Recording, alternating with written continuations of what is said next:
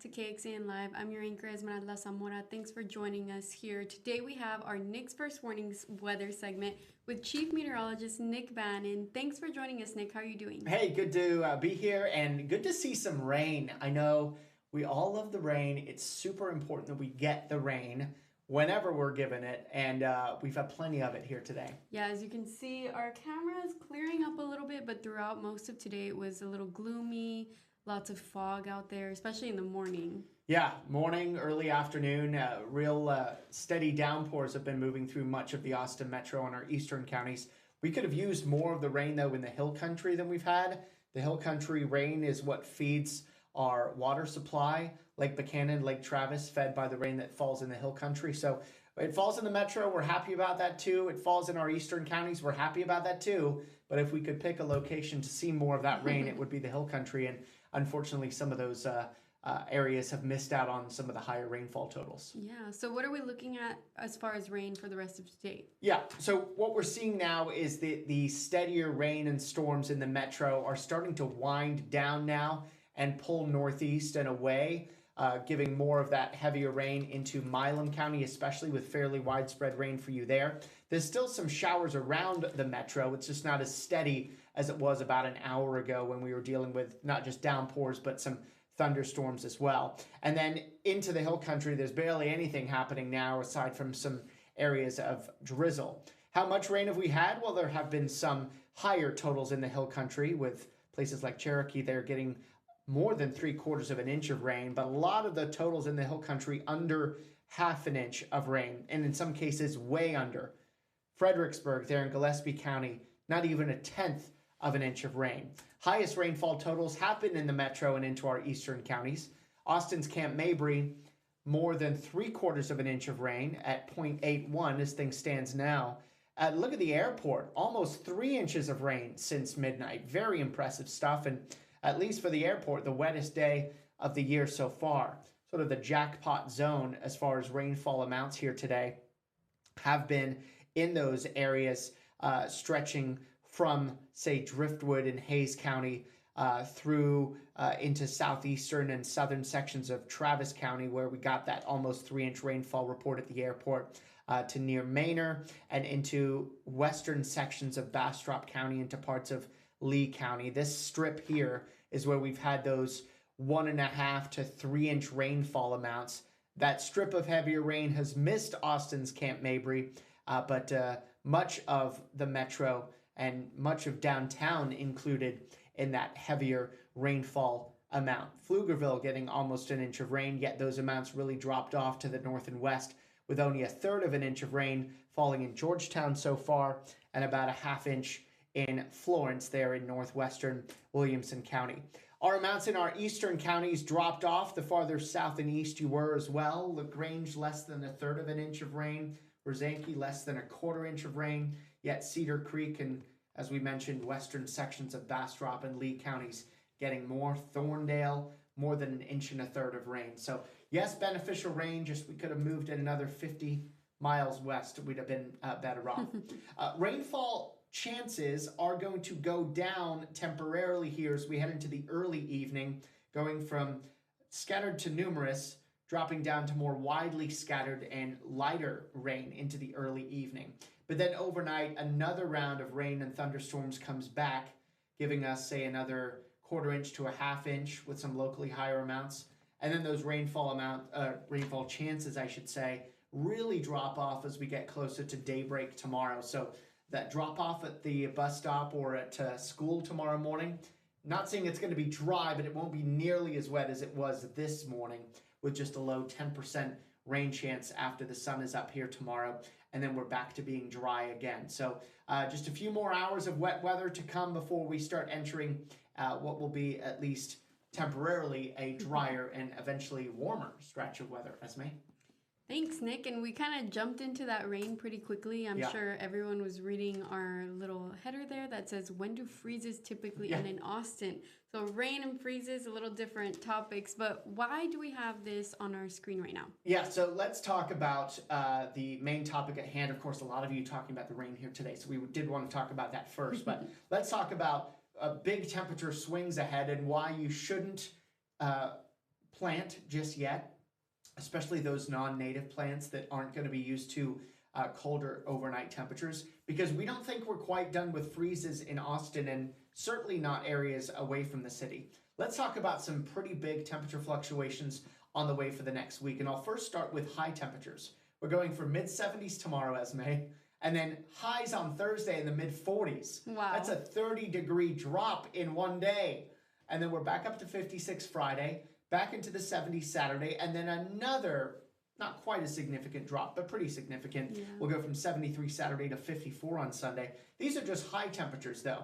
So this doesn't quite address the freeze, but it does sort of lay the groundwork for these up and down temperature fluctuations that we're expecting over the next week. So let's talk about overnight lows. And here you can see why we don't want to rule out freezes yet. And in fact, even in Austin, we could get close to a freeze here next week. But first, this week, Thursday morning, air temperatures down to 35 in Austin. And usually mid-30s in Austin means most areas outside of the city get into a freeze, especially in the hill country. 37 Friday morning, patchy freezes possible in the hill country. Saturday morning, 50, no freezes there. But then Sunday and Monday morning, we're even closer to the freezing mark early next week than what we're expecting here this week. So this sort of underlines the reason that we don't want to quite jump ahead and get ahead of the season, because we are still technically in winter. Look at the wind chills dropping from the 70s and 80s, that air temperature that feels like temperature Wednesday afternoon, to feeling like it's below freezing everywhere Thursday morning. Now, of course, wind chills below freezing does not mean that your plants will suffer a frost. You need those air temperatures to drop to or below freezing for that to happen. But this is going to mean that Thursday morning, drop off at school, school bus pickup, or just drive into work and walk into the car to get ready for your day. It is going to be, brutally cold, especially considering that this past Saturday, Esme, we were almost at 90. Yeah, sunny. So, it just goes to show you, if you don't like the weather in Central Texas, then you just wait a few hours or days. Right? And I thought that last snowfall was going to be it for the rest of the year, but it looks like it's not. Yeah, not for freezes anyway. It's certainly possible that we're done with wintry precipitation. We're not forecasting any over the next week. As far as freezes go, we don't think we're done just yet. And in fact, the extended temperature outlook, so this is not the next 7 days, but the week after that, leans cooler than normal as well. Now, this doesn't say freeze or not freeze, but it sort of bodes the question that freezes may still be possible as we are cooler than average for the majority of the last days of February. I do want to update you on where we're at as far as freezes for the winter so far, since October, but really just about all of these freezes in Austin came in January. We've had 10, and we typically get 12 in a winter season. So if winter were to end today and we never had freezes again for the rest of winter, we would have had fewer freezes than average. But as we look back at the recent freezes, you could see that we had fewer freezes actually last winter, the winter of 23 into 24. We had 8. The winter before that, we had more freezes than normal at 14. The winter before that, 17. So remember, 12 is average. So that winter had more than normal. 2020 into 2021 had more freezes than normal. And then you get back to 2019, 2020, we had way fewer freezes than normal. And we typically get freezes in February. Only 22 freezes since the late 1800s in Austin have not had freezes. We haven't had any freezes yet this February. So the odds stack in favor of us getting more freezes. But last February, we did not get a freeze in February. So it's sort of every 5 years or so, we don't get freezes in February. Esme, I feel like you have a question. Yeah, didn't we get a freeze in February in 2021?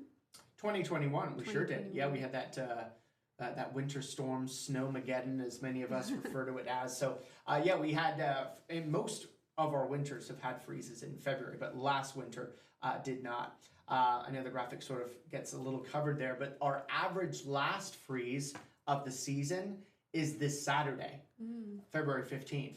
That's not 18 days away. I should adjust that graphic. That is merely, and I can do this math on the fly here. Just a couple days away. That is just 4 days away. I got to update that. I could do that right now, actually, and You could do this on the fly. 4 days away.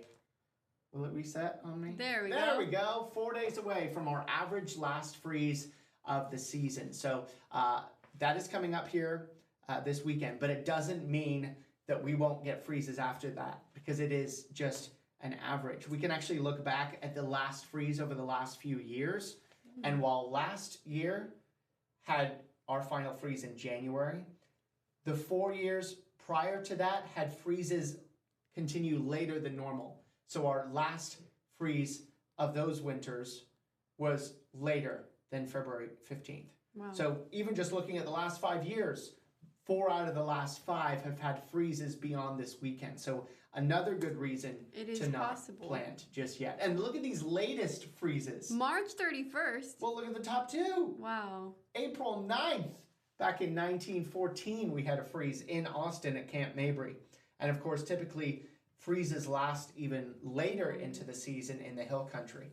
And a reminder, what temperatures are required for a frost versus a freeze. Frost is unlikely above 36. Frost is possible between 34 and 36. Frost is likely once you're under 34. And then you start talking about a light freeze with those overnight lows between 30 and 32, and a hard freeze anytime your nighttime lows get into the 20s. And lastly here, I just want to end with this. We typically get 2 freezes in an average February and 1 freeze in an average March. So that is sometimes skewed by some Marches having a lot of freezes and many of them having none. But it just goes to show you that we really shouldn't be doing any early planting and not getting too ahead of ourselves here this winter, especially with signs of cold over the next week and the week after. Into the next week after that. Yeah. So how likely is it that this year we will see a freeze in March? In March, too early to say, honestly. We have not had freezes go in March for at least a few years. I think I had that graphic, the freeze recent years. It was back in 2022. We had our last freeze happen in March. So it's been a few years. It certainly means it's possible. And that's a good question. We brought it up in the blog that it's usually every 5 years or 20% of the time that we get freezes in March. So we've had one 3 years ago. So we're not due yet by the law of averages, but it's a possibility. But even next week, right now, our low temperature forecast in Austin next Monday morning is 33. Just 1 degree above freezing. And you know how weather is. We'll continue to look at new weather information and update the forecast as we get newer and more accurate data. It's certainly possible that that Monday turns into a freeze in Austin if the forecast were to trend colder. It just right now we're thinking 33 is a good bet this far out. So even in the next week, we could have a freeze in Austin, and many areas seeing a freeze when those morning lows get into the mid-30s outside of Austin. So just another good reminder to not put in those plants a bit too early. Now, in the blog that we've got on kxan.com right now, we do dig into a lot of these statistics, the chances of freezes in February, how often we go freezeless in February, how often we get freezes in March. We'll also dig into the specifics of the forecast for the next week or two, talking about the chill there so that you can see a recap of some of the things we've talked about here today. We also talk about how we are on average seeing fewer freezes over the last few decades. Did some digging with Climate Central, that organization that helps make climate change data more available and more easy to understand, found 11 fewer freezes on average now compared to the 1970s as our climate warms. Doesn't mean we don't have freezes.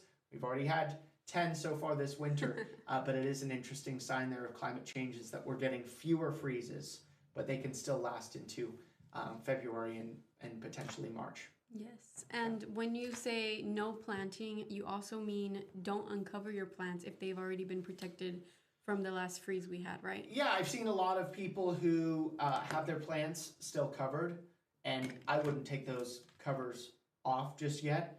If you still have those covers readily available, I would get them ready if I were you for Thursday morning, Friday morning, and next week as well, because of the potential for some additional freezes. And if you've kept them surviving this long, you don't want to get into mid-February and then take a chance with some of our later freezes and not cover them. So yeah, give them a cover here. It's not the type of cold that we need to drip pipes for, by the way, over the next week. Overnight lows in the mid-30s would generally mean some low 30s in the hill country, perhaps some upper 20s. And, even if you're just dipping into the upper 20s for a couple hours in the night, that's not going to, okay. In usual cases, that is not going to freeze your pipes. You need that type of cold for longer for that to happen, unless your pipes are outside. That could be a different story. But it's mostly about protecting your plants here over the next week. And of course, thinking about the people too that may be experiencing homelessness that would be ones to be mindful of and protective over the next week as well. Yep, it's the people, the pets, the plants, all Pets, of that. yes, can't forget the pets. Yep. Yeah, I've got an indoor cat, so I don't worry about him. Although I do worry about him sneaking out if we open a door and getting outside. But, yeah. It's mostly your animals that come and go in and out more freely that you got to think about and worry about over the next week or two. Yeah. And well, before we wrap, one of the big topics of conversation right now is obviously the rain. Yeah. So can you refresh our viewers who maybe just joined us about what we can expect for the rest of today? Yeah, so the steadiest and most widespread rain, if you are just joining us, is wrapping up and has been wrapping up for about the last hour. Doesn't mean it's not raining where you are, just the coverage and intensity of the rain is not as high. And what we're going to see is the rain coverage continuing to drop over the next few hours. And you can see how much rain we've had. Not a lot in the hill country where we need the rain the most, but parts of the metro. Oh, we just got another update, even while we've been talking, Esme, that Austin Camp Mabry number has jumped over an inch, which is good to see. But we've also seen that airport number at Austin Bergstrom go over 3 inches of rain. But we're not going to see nearly this amount repeated overnight, but there may be some additional 1/4 inch, 1/2 inch amounts here with another round of wet weather that starts to pick up in the late evening and overnight hours. So while rain chances drop into the early evening, they then go back up overnight and then drop more significantly into the early morning hours of tomorrow. So we're not done with freezes, we don't think, and we're also not done with rain. We think another surge of rain comes in overnight, and that may bring some thunderstorms that could wake you up as well. Right now, the severe weather risk is fairly low, and it's confined to our southeastern counties. Of course, we'll watch it for you, have an update. Freddie Vela is going to be watching things at 4. I'll be in at 5. And so we're going to have a wet drive to either pick up the kids from school or head home, but it won't be as wet in the morning, right? It won't be as wet even this evening as it was this morning, because we're already seeing that heavier rain tapering off. Still a little showery and damp, but not that heavy driving rain that we had early this morning that I myself experienced at drop off, taking my kids to school here this morning. Yeah. Still worth having the umbrella and the rain jacket with you for the next few hours and for the overnight, for those of you out and about overnight. And I do think drier weather will be afoot here by the time we wake up tomorrow morning. Perfect. Well, thanks for joining us. Again, we do have that blog post that you just published today on our website. You can find it on our homepage. It's titled Thinking of Planting, Don't Plant Yet, because freezes are not gone, right? We don't think so. Well, you can go on our website, kxan.com, if you're interested in looking at any of these graphics we showed today or any more information, especially the freezes in March. I thought that was super interesting. Yep, it's on our website, kxan.com. Thanks so much for joining us, Nick. We will see you next Wednesday. Thanks for having me. Next Tuesday. No, next Tuesday. Next Tuesday. Thank you. Thanks.